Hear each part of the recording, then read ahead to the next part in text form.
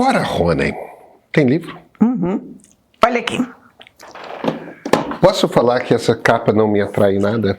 Você tem toda a razão, eu ia falar exatamente dessa capa, porque esse livro foi muito prejudicado, não só pela capa dele, como pelo título que deram em português. Esse livro em inglês, eu vou até pegar o título, ele é muito bem traduzido, tá?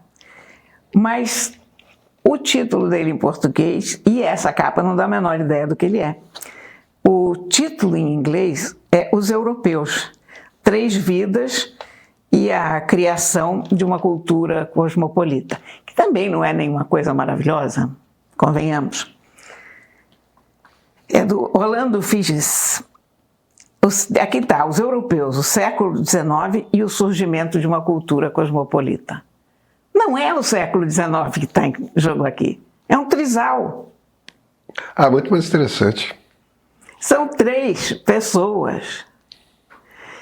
Uma cantora de ópera, Pauline Viardot, que era a Maria Callas e Madonna e a Anitta, tudo junto, embrulhado no mesmo pacote, era a maior diva da época dela.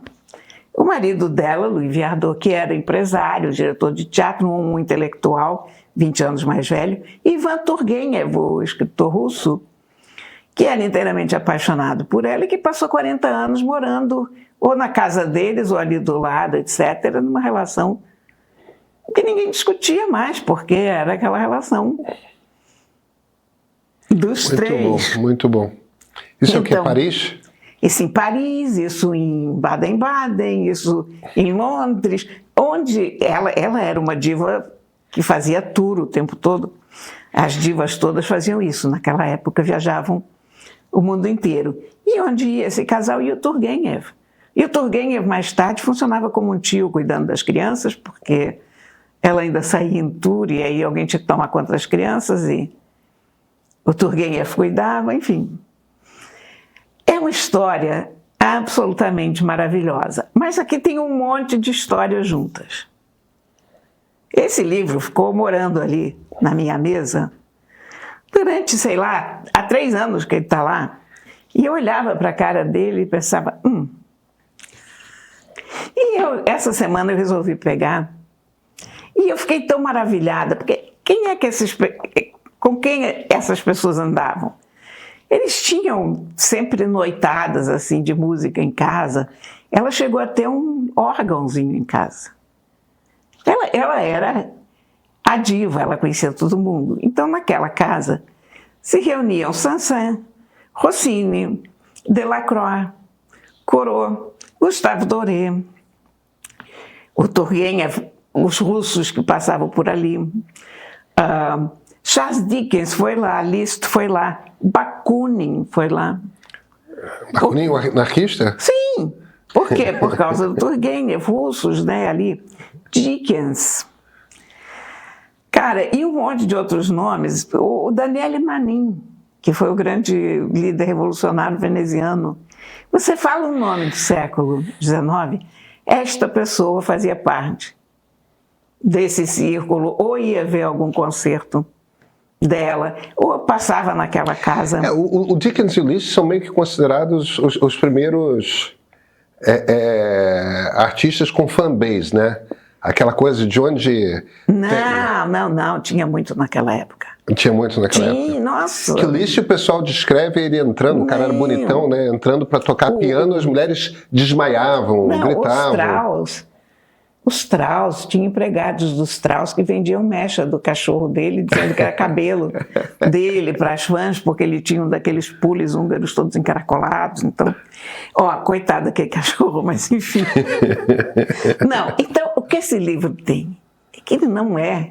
Ele é história. Eu entendo por que eles puseram esse título e fizeram essa apresentação, porque eles pegaram a parte mais séria do livro, digamos, mas não... Quiseram esconder o trisal. Quiseram fazer de conta que a locomotiva é mais importante do que o trisal, mas não é.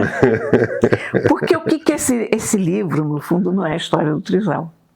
No fundo, esse livro é a história de como se formou a noção de uma cultura europeia, porque isso não existia até o século XIX.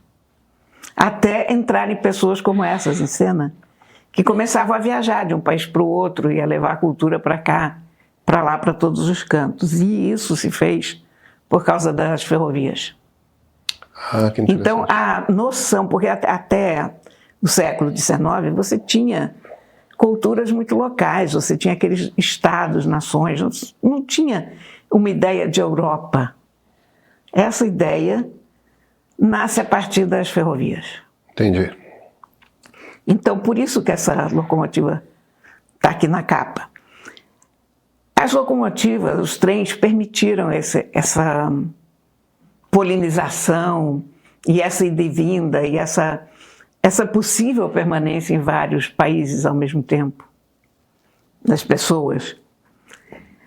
E aí, as coisas que ele conta com isso são muito interessantes. Por exemplo, Turgenev era um nobre. Turgenev tinha bastante dinheiro de família. Depois passou por perrengues, porque a mãe segurava tudo lá, que não queria que ele ficasse em Paris. Então ele passava fome, literalmente. Ele ia jantar com os amigos e sair antes de pagar a conta, esse tipo de coisa. E não tinha onde cair morto, mas era um nobre russo cheio da grana lá atrás. E ele às vezes ia para a Rússia, para aquela herdade dele, e ele levava 3, 4 semanas de charrete. Nossa, que pesadelo. E carruagem, e você imagina aquelas estradas. De repente ele consegue fazer isso em 5 dias. Para a gente parece uma loucura hoje, 5 dias. Era muito rápido. Bom, o que você faz? Pensa bem, você tinha uma carruagem, aquela porcaria jogava para cima e para baixo, batia. De repente você tem um troço que anda nos trilhos sem se mexer. Claro, claro. Maior estabilidade do mundo. Você começa a ler a bordo. O que começa a acontecer? Você começa a vender livros. Por quê? Então, isso é uma bênção para as editoras. A criação das ferrovias. As pessoas começam a ler, então toda estação começa a ter uma livrariazinha da estação. Se criam os livros de bolso, enfim, olha, a gente não tem ideia de como está tudo ligado no mundo. Mas ele usa esse trio de pessoas interessantíssimas, porque ela era uma figura. Turgenev era aquele russo apaixonado, idiota, né? Ali sempre com a sua diva e tal. E o Viardot era um sujeito pragmático, evidentemente, muito inteligente, afetuoso. E essa vida rica que esses caras tiveram. Então está tudo isso ligado nesse livro. É um livro de muitas camadas. Eles poderiam ter feito 10 capas diferentes. Essa capa não é feia. Ela não é uma capa ruim se você estiver anunciando uma história das estradas de ferro europeias. Mas quem não gosta da história das estradas de ferro europeias, que é uma história fascinante, mas eu só descobri isso depois de ler esse livro, então esse livro não me chamaria pela capa, embora tenha muita gente apaixonada por estradas de ferro, mas tem alguns sebos na Escócia que o que mais vendem são livros sobre trens e estradas de ferro, mas isso é toda outra história. Enfim, eu estou injuriada porque eu acho que esse livro não teve a sorte que ele poderia ter tido, porque esse livro é muito divertido, muito bom, e é um livro muito rico. É um daqueles livros que você lê e você chega ao fim achando que você de fato aprendeu alguma coisa, que você encontrou muita gente divertida, que você descobriu muita coisa que você não sabia. Que bacana. Mais que uma leitura, é uma experiência completa. É grande. Mas muito disso aqui é índice, sabe? E é realmente muito bom. E a história parece fascinante. A história é fascinante. E está muito bem escrito. E olha aqui, vamos cumprimentar o tradutor, porque está muito bem traduzido. Eu impliquei muito com esse título, mas eu também implicaria com o título em inglês, que também não é nenhuma maravilha, mas pelo menos fala de 3 vidas que estão ausentes nesse título. Quer dizer, o que é uma história pessoal, o que é um romance com filial e tudo, aqui viram uma coisa anódina, né? Clóvis Marques traduziu.